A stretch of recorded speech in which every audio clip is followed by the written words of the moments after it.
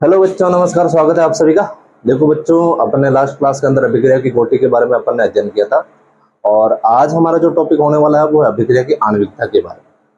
ठीक है, पहले इसके हिसाब से चल रहे हैं अपन और प्रत्येक पॉइंट क्लियर करते हुए चल रहे हैं। ठीक है, और बिल्कुल जीरो लेवल से कर रहे हैं।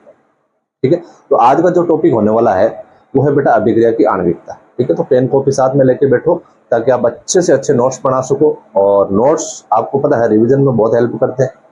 ठीक है, और आपका शायद तक क्लास खत्म होने के बाद में ऐसा कोई क्वेश्चन माइंड में रहेगा ही नहीं। ठीक है, जिसको लेके आपको थोड़ा बहुत कुछ असमंजस से हो। ठीक है, तो अपन का जो शुरुआत करते हैं बेटा अभिक्रिया की आणविकता के बारे में, यानी मोलिकुलरिटी ऑफ रिएक्शन। ठीक है, अब आणविकता क्या है? बिल्कुल सिंपल सी बात है बेटा। देखो, कोई भी जो प्राथमिक अभिक्रिया होती है, ठीक है, उस अभिक्रिया में जो भाग लेने वाली स्पीशीज है, स्पीशीज का मतलब होता है परमाणु, अणु, आयन, ये सारी चीजें। ठीक है, ये एक साथ मिलकर, ठीक है, जब कोई रासायनिक अभिक्रिया करती है, ठीक है, तो इनकी संख्या मतलब स्पीशीज की संख्या क्या कहलाती है? अभिक्रिया की आणविकता कहलाती है। ठीक है, या फिर सिंपल भाषा में बोलो तो किसी संतुलित सरल रासायनिक अभिक्रिया में भाग लेने वाले जो अणुओं की संख्या होती है ना, उससे ही अपन अभिक्रिया की आणविकता कहते हैं। ठीक है, तो अपन शुरुआत करते हैं बेटा सबसे पहले मोलिकुलरिटी ऑफ रिएक्शन। ठीक है, यानी अभिक्रिया की आणविकता। हेडिंग लगा रहा हूं मैं, साथ साथ में आप हेडिंग लगा के चलो। तो अपन का जो पॉइंट होने वाला है वो है बेटा आज अपन का अभिक्रिया की आणविकता।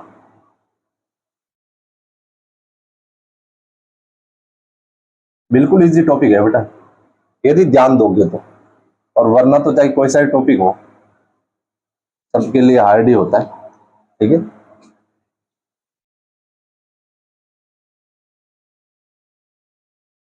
Molecularity of reaction.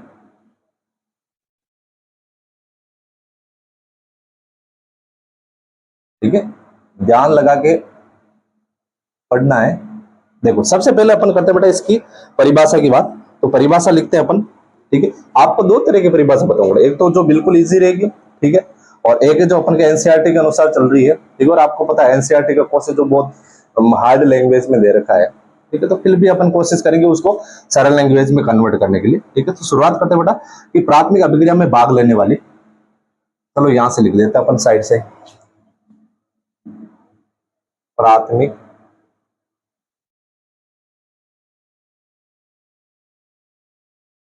अभिक्रिया में भाग लेने वाली स्पीसीज। जब मैं स्पीसीज की बात करूं तो बेटा आप समझ जाना उसको कि परमाणु, अणु, आयन, चलो लिख भी देता हूं आपके में, परमाणु, अणु, आयन, ठीक है, भाग लेने वाली स्पीसीज जो कि एक साथ संगठ के फलस्वरूप, जो कि एक साथ संगठ है ना, आपस में मिलकर, संगठ के फलस्वरूप, संगठ के फलस्वरूप रासायनिक अभिक्रिया करती है। रासायनिक अभिक्रिया करती है तो इनकी इनकी है ना स्पीसीज की, इनकी संख्या को आणविकता कहते हैं। आणविकता कहते हैं। ठीक है, एक तो परिभाषा हो गई ये वाली। दूसरी परिभाषा देखो आप, अथवा, ठीक है, ये तो हो गई बेटा एनसीईआरटी की। दूसरी है किसी संतुलित सरल, किसी संतुलित सरल, सरल बोल सकता हूं, प्राथमिक बोल सकता हूं, प्रारंभिक बोल सकता हूं। ठीक है, सरल प्रारंभिक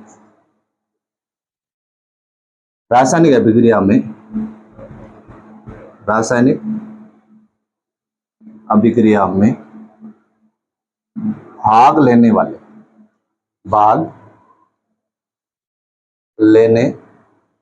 वाले अणुओं की संख्या आणविकता कहलाती है। आणविकता कहलाती है। ठीक है, हो गई इजी परिभाषा। ठीक है, अब बात करते हैं बेटा आणविकता के आधार पर अभिक्रिया के प्रकार। ठीक है, अब देखो आणविकता के आधार पर अभिक्रिया के जो प्रकार है, जैसे यदि किसी अभिक्रिया में एक अणु भाग ले रहा है तो उसको अपन बोलेंगे एकाणुक। यदि अभिक्रिया में दो अणु भाग ले रहे हैं तो उसको अपन बोलेंगे द्विअणुक। तीन अणु भाग ले रहे हैं तो उसको बोलेंगे अपन त्रिअणुक। ठीक है, और ज्यादा अभिक्रिया में भाग ले रहे हैं, ठीक है, तो उसको अपन जटिल अभिक्रिया की आणविकता भी बोल सकते हैं। और जटिल अभिक्रिया क्या होती है वो मैंने आपको बताया था कि ऐसी अभिक्रिया जो अपन के एक से अधिक पदों में संपन्न होती है। ठीक है, वो अभिक्रिया क्या कहलाती है? अपन की जटिल अभिक्रिया। ठीक है, और आपको ये भी बताया था कि जटिल अभिक्रिया में जो सबसे मंद पद होता है वही अपन के अभिक्रिया के वेग को निर्धारित करता है, और उसको अपन वेग निर्धारक पद भी बोलते हैं। ठीक है, यानी डिटरमाइनिंग स्टेप भी बोलते हैं अपन उसको। ठीक है, तो अपन उसकी जो जटिल अभिक्रिया की जो आणविकता है ना, वो उसी हिसाब से निकालेंगे। किसके हिसाब से? जो सबसे मंद पद होगा उस अभिक्रिया का।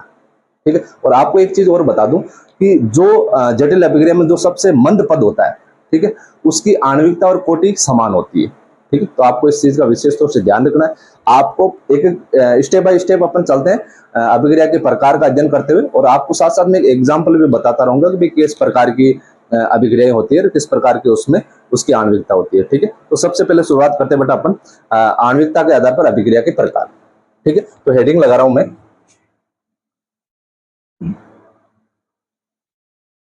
आणविकता के आधार पर अभिक्रिया के प्रकार। अभिक्रिया के प्रकार।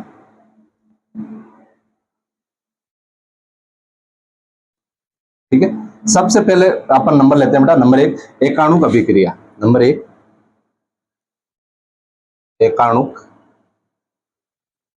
अभिक्रिया, जिसको आप इंग्लिश में बोल सकते हो बेटा यूनिमोलिक्यूलर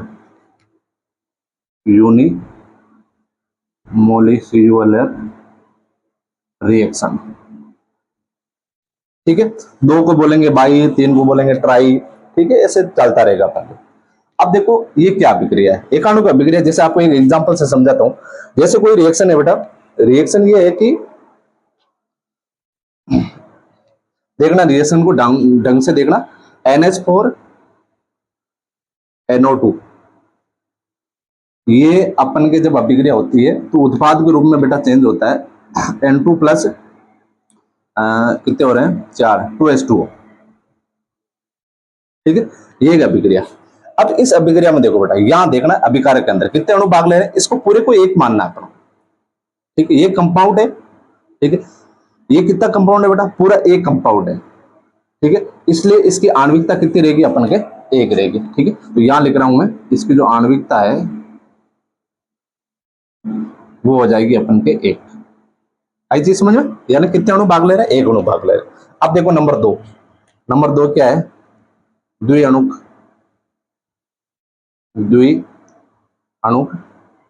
अभिक्रिया। ठीक है, यानी बाइमोलिक्यूलर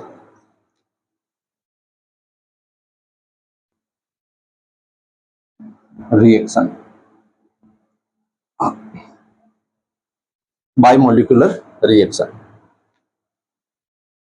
अब इसमें कितने अणु भाग लेंगे बेटा? दो अणु भाग लेंगे। जैसे आपकी अभिक्रिया लिख रहा हूं मैं 2HI, और ये चेंज हो रहा है बेटा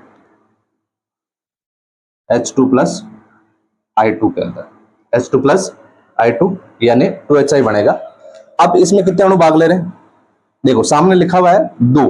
ठीक है, इसका मतलब इसमें दो अणु भाग ले रहे हैं।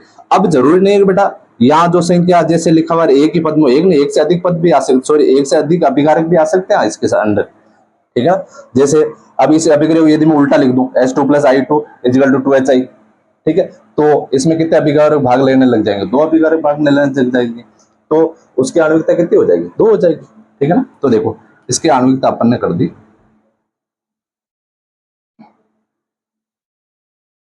आणविकता हो गई 2। अब देखो नंबर 3, तीसरा अपन के त्रिअणुक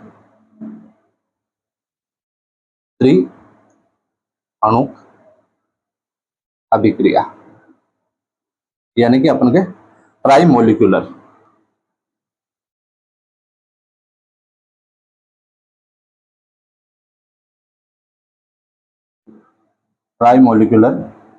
रिएक्शन। ट्राई मोलिकुलर रिएक्शन क्या होती है बेटा, कि जिसमें अपन के 3 अणु भाग ले, जैसे कैसे आपके लिए एग्जांपल करते हैं 2FeCl3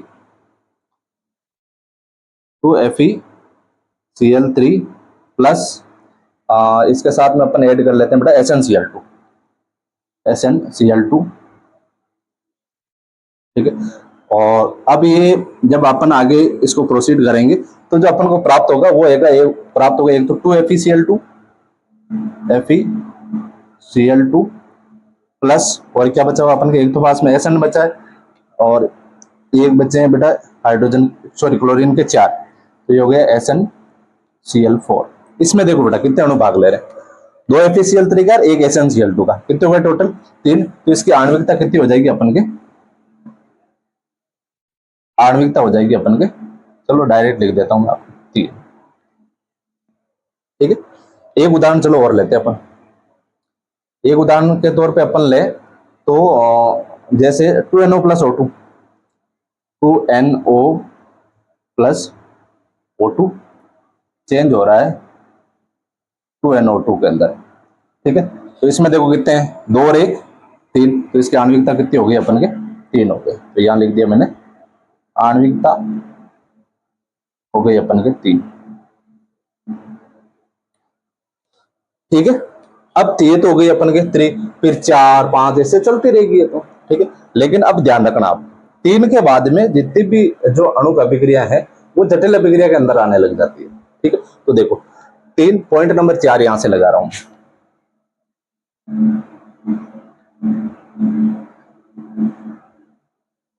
ठीक। नंबर 4 है अपन के जटिल अभिक्रिया आणविकता। हमेशा ध्यान रखना बेटा, जटिल अभिक्रिया की कोई आणविकता नहीं होती है, ठीक है।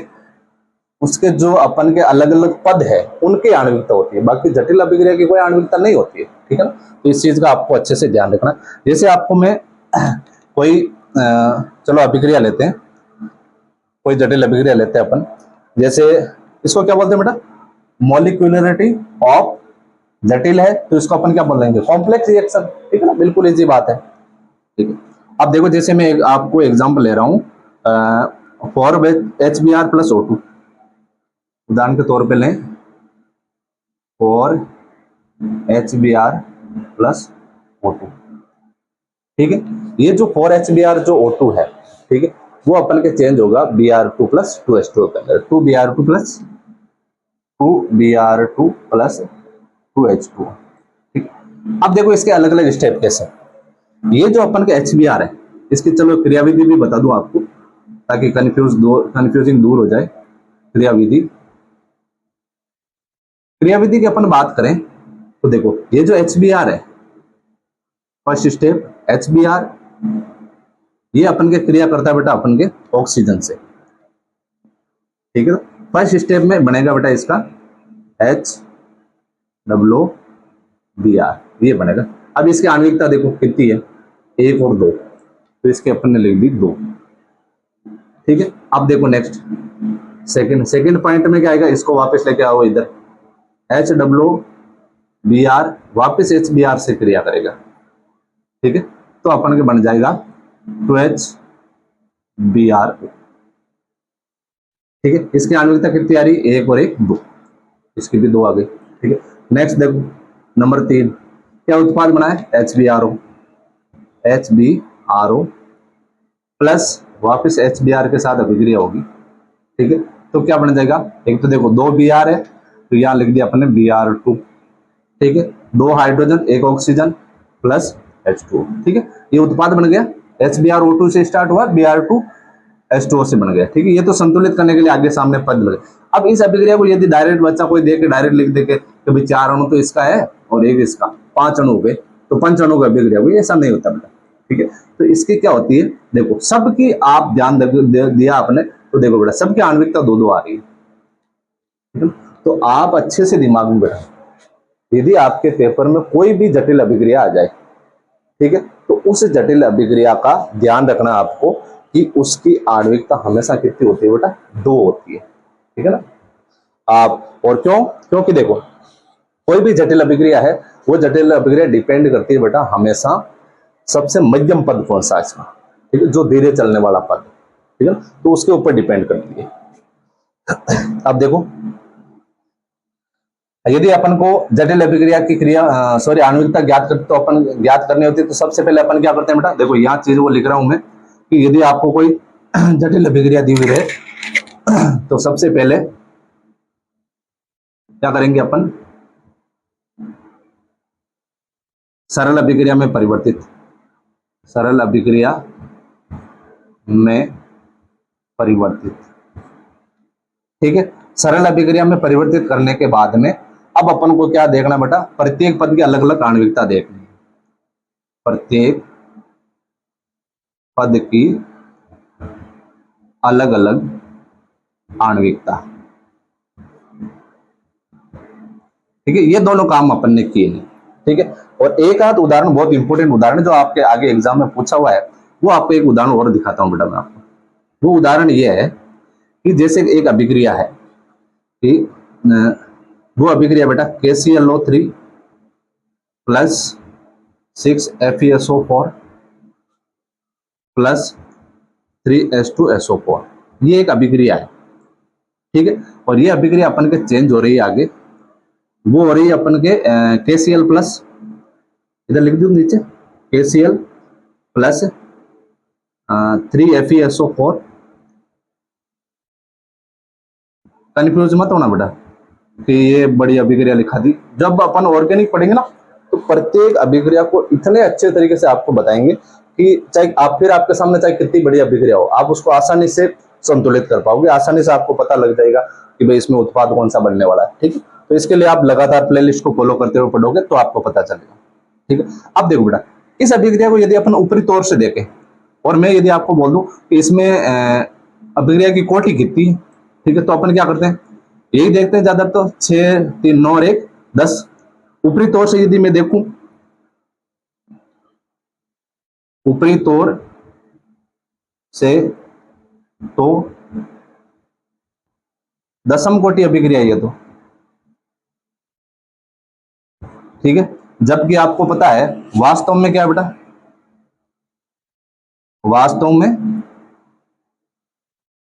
द्वितीय कोटि अभिक्रिया, ध्यान रखना आप, द्वितीय कोटि अभिक्रिया। कैसे पता चलेगा, जब अपन इसके अलग क्रियाविधि पढ़ेंगे ना।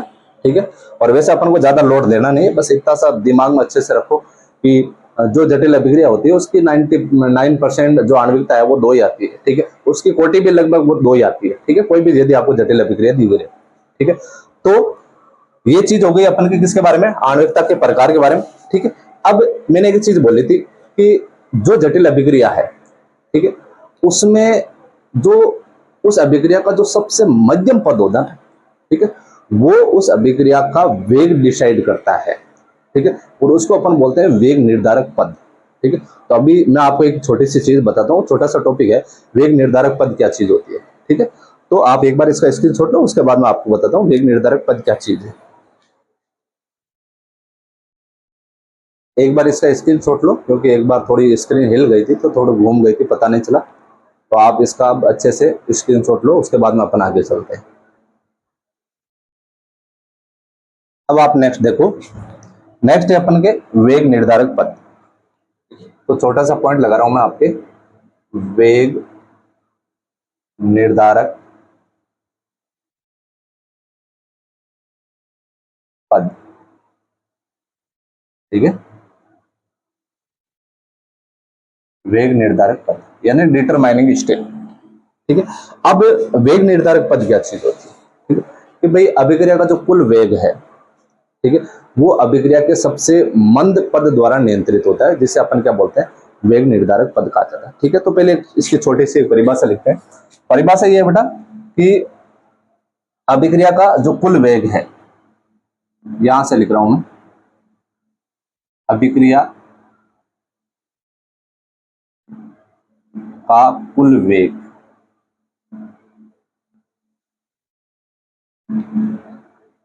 कुल वेग, ठीक है, कुल वेग क्या होगा बेटा अपन के, अभिक्रिया के सबसे मंद पद, अभिक्रिया के सबसे मंद पद द्वारा निर्धारित होता है, निर्धारित होता है, जिसे वेग निर्धारक पद कहते हैं, जिसे वेग निर्धारक पद कहते हैं। ठीक है, जैसे आपके सामने एक एग्जांपल ले रहा हूं मैं, 2H2O2, 2H2O2 आयोडीन के साथ में, आयोडीन आयन के साथ में 2H2O प्लस प्लस चेंज होता है बेटा अपन के O2 के अंदर। ठीक है, ये एक अभिक्रिया है। ठीक है, अब इस अभिक्रिया का यदि मेरे को वेग समीकरण लिखना तो क्या लिखूंगा, देखो वेग समीकरण, वेग समीकरण यानी R इजिकल टू क्या रहेगा अपन के, minus D H2O2 upon dt। ठीक है, ये मैं माइनस क्यों लगा रहा हूं, इस चीज का मैंने आपको अच्छे से बता दिया है जब अपन ने यूनिट स्टार्ट किया था। ठीक है, क्योंकि यह माइनस क्यों लगता है। अब इजिकल टू K और H2O2 और इसकी जो अपन के तो इसको ले लेते हैं बेटा अपन, चलो K कांस्टेंट है ना, तो इसको लेते हैं अपन H2O और दूसरा अपन के सॉरी H2O2 है ना, हाँ H2O2, एक तो ये हो गया और दूसरा है बेटा आयोडीन, आयोडीन दो अपन के भाग ले गए।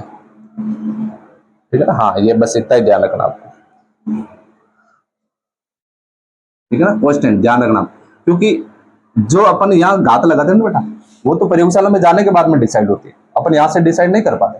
ठीक है, लेकिन फिर भी क्या होता है कि जैसे 2H2O ले रखे हैं तो आप बेसिक तौर पे दो यहाँ पे लगा सकते हो और नहीं भी लगा सकते हो, क्योंकि ये जो सारी डिसाइड करने वाली चीजें वो सारी प्रयोगशाला के अंदर है। ठीक है, अब यदि मैं इसकी क्रियाविधि बताऊं बेटा इस अभिक्रिया की, तो क्रियाविधि का ध्यान देना आप। क्रियाविधि में क्या करना है अपन को, भाई 2H2O2 किस में चेंज हो रहा है, 2H2O प्लस O2 के अंदर। ठीक है, जब इसकी अपन क्रियाविधि करेंगे तो सबसे पहले इसका एक अणु लेते हैं H2O2 और उसकी क्रिया करवाते हैं अपन आयोडीन से। तो वो अभिक्रिया में अपन के फर्स्ट स्टेप है H2O2 और इसकी क्रिया हो रही है बेटा आयोडीन से। ठीक है, तो अपन को प्राप्त हो रहा है H2O प्लस आयो नेगेटिव। ठीक है, ये जो पद है ना बेटा, ये सबसे मंद पद है। ठीक है, और ये जो आयो है इसको बोला जाता है मध्यवर्ती। ठीक है, ये मध्यवर्ती स्पीसीज है। ठीक है, तो ध्यान रखना आप, इस आयु को अपन बोलते हैं मध्यवर्ती। ये मध्यवर्ती वगैरह क्या चीज है, आगे अपन का टॉपिक है उसमें ध्यान देंगे अपन, फिलहाल तो अपन को इतना ध्यान रखना आयु क्या है इसमें, मध्यवर्ती है। ठीक है, अब मैं वापस H2O2 ले रहा हूं, सेकेंड पार्ट है अपन के H2O2 प्लस आयु, मध्यवर्ती है ना बेटा, तो आगे भी प्रोसीड करेगा। ठीक है, इससे अपन के प्राप्त होता है एक तो H2O plus iodine plus O2। ठीक है, देखो अपन को प्राप्त हो गया H2O plus O2, H2O plus O2। ठीक है, ये हो गया अपन के आयोडीन। ठीक है, ये फर्स्ट पद है, ये सेकंड पद है, और मैंने क्या बोला था, अभिक्रिया का जो वेग है वो अपन के मध्य पद पर निर्धारित होता है। ठीक है, और मध्य पद कौन सा है इसका, ये वाला मध्य पद है। ठीक है, तो दोनों पद है। ठीक है, दोनों पद बेटा द्विअणु प्राथमिक अभिक्रिया है। देखो इसमें भी दो अणु है, इसमें भी दो अणु है, दोनों पद क्या अपन के द्विअणु प्राथमिक अभिक्रिया है। और इन अभिक्रियाओं में ये जो आयो है वो क्या अपन के मध्यवर्ती है, जो मंद पद है, ठीक है। इसी के द्वारा ही अपन के अभिक्रिया का वेग डिसाइड होता है, ठीक है। और ये जो अपन के प्रथम पद हो गया, ठीक है ना। अब इसको ही अपन क्या बोलेंगे बेटा, वेग निर्धारक पद, ठीक है। तो यहां लिख देता हूं मैं आपके, चलो नीचे लिख देता हूं इसके यहाँ पे, वेग निर्धारक पद, निर्धारक पद, ठीक है ना। अब तो आ गया अच्छे से समझ में। हाँ, हमेशा ध्यान रखना बेटा, इस अभिक्रिया में ये जो मध्यवर्ती है ना, वो डिसाइड करता है अभिक्रिया के वेग, ठीक है ना। तो अच्छे से दिमाग में बैठा लो, ये जो मैं पॉइंट बोल रहा हूं कि इसमें ये जो मध्यवर्ती है वो अभिक्रिया के वेग को निर्धारित करता है, ठीक है ना। तो इसको यहां लिख देता हूं मैं, चलो, वेग को निर्धारित करता है, ठीक है। अब इसका निष्कर्ष क्या है वो देख लो आप, ठीक है। निष्कर्ष नॉर्मल 2-3 लाइनें हैं, ठीक है। चलो निष्कर्ष के बारे में आपको बता दूं मैं। जो इतनी देर अपन ने स्टोरी की, ठीक है, उस स्टोरी का निचोड़ मान लो आप, ठीक है। अब देखो बेटा, पहला निष्कर्ष ये है कि जो अभिक्रिया की आणविकता है, ठीक है, वो आणविकता हमेशा ध्यान रखना बेटा, शून्य या अपूर्णांक कभी नहीं हो सकती, ठीक है ना। इस चीज का आपको ध्यान रखना बेटा, ठीक है। तो पहला पॉइंट क्या है कि अभिक्रिया की आणविकता कोटि जीरो हो सकती है, लेकिन आणविकता कभी जीरो नहीं होती है। अभिक्रिया की आणविकता शून्य अथवा अपूर्णांक, शून्य अथवा अपूर्णांक नहीं हो सकती,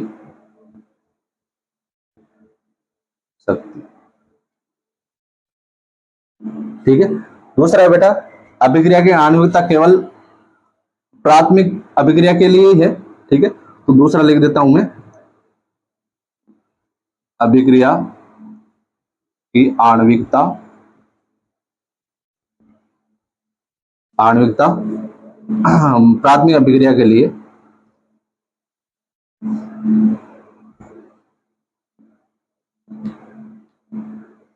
प्राथमिक अभिक्रिया के लिए इलेक्ट्रिसिटी जिंदाबाद, ग्रामीण क्षेत्रों में यही दिक्कत है। 2 मिनट बेटा, सिर्फ 2 ही निष्कर्ष बचे हैं, ठीक है। उसके बाद में अपन चलते हैं आगे, ठीक है। इन्वर्टर बेचारा इतना लोड नहीं उठा पा रहा है,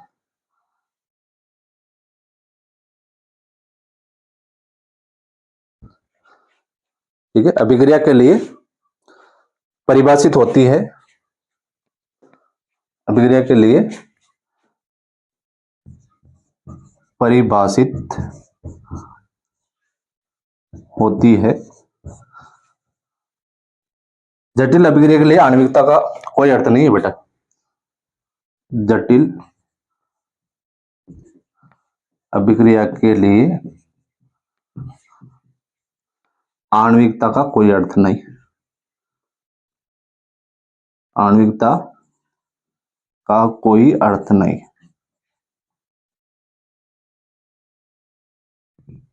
ठीक है। अब एक आखिरी पॉइंट, जो सबसे मंद पद है, ठीक है, उस मंद पद की आणविकता और कोटि समान होती है। तो नेक्स्ट पॉइंट हो जाएगा अपन के, सबसे मंद पद, हाँ, सबसे मंद पद की आणविकता, आणविकता व कोटि समान होती है,